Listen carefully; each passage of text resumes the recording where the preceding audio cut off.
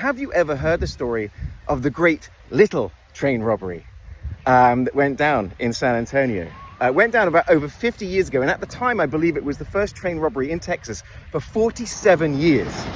Now, why the great little train robbery? Because the train that was robbed was not some federal train or a gold train. They weren't getting gold bars or bearer bonds or anything like this.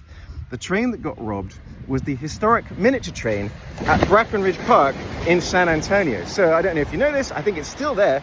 There is this little sort of steam train that you can go and you can have a bit of a ride around. And so these families were doing this.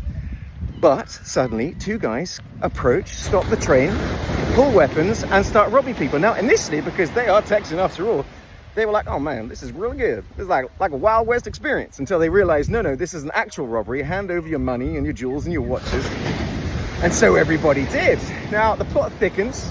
They were able to catch the two robbers. Apparently, they were soldiers from Fort Sam Houston. But this is the part that I find quite entertaining. Well, because of me, because it's just funny to me. Because while they may have robbed a miniature steam train, which is just there for fun, robbing a train is a federal crime. They robbed a train, so instead of getting a slap on the wrist, they actually got a pretty serious jail time as far as I understand it. But there you go, not everything is bigger in Texas. Now you know the story of the great little train robbery.